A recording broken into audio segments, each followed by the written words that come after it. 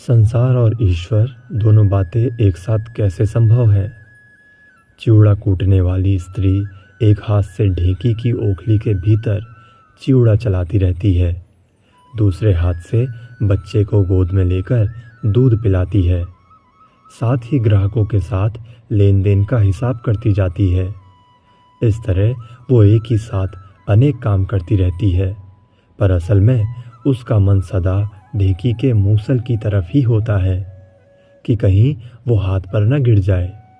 इसी प्रकार तुम संसार में रहते हुए सब काम करो, किंतु सतत ध्यान रखो कि कहीं ईश्वर के पथ से दूर न चले जाओ। जिस प्रकार बालक एक हाथ से खंभा पकड़कर जोरों से गोल गोल घुमाता है, उसे गिर पड़ने का कोई डर नहीं होता।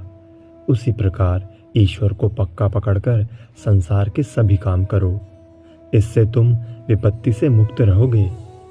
उत्तरी भारत की ग्रामीण स्त्रियां सिर पर एक साथ 4-5 घड़े लेकर आपस में सुख दुख की बातें करती हुई रास्ते से चली जाती हैं। घड़े से एक बूंद भी पानी नहीं गिरता। धर्मपथ के पथिक को भी ऐसा ही होना चाहिए। सभी अवस्थाओं में उसे ये ध्यान रखना चाहिए कि मन ईश्वर के पथ से दूर न हट जाए।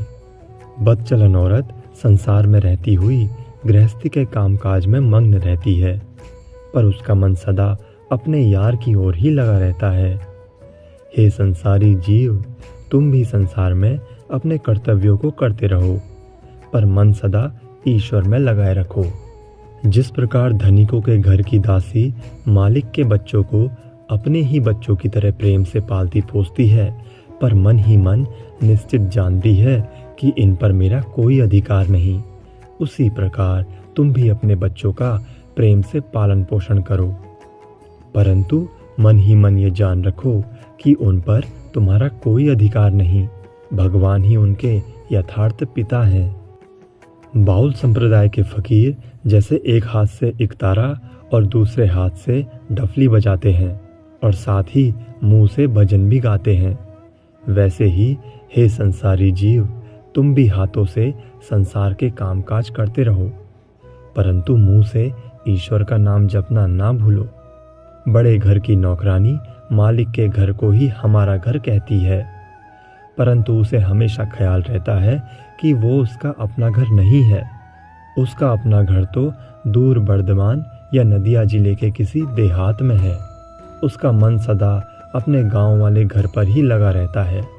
वो मालिक के बच्चों को अपने बच्चों की तरह संभालती है और कहती है, मेरा हरी बड़ा नटखट बन गया है, या मेरे हरी को मीठा अच्छा नहीं लगा, पर मन ही मन वो सदा जानती है कि हरी मेरा कोई नहीं है, वो मालिक का लड़का है। यहाँ जो लोग आते हैं उनसे मैं कहता हूँ कि संसार में दासी की तरह निर्लिप्त रहो।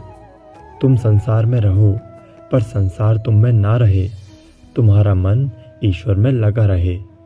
तुम्हारा अपना घर ईश्वर के यहाँ है।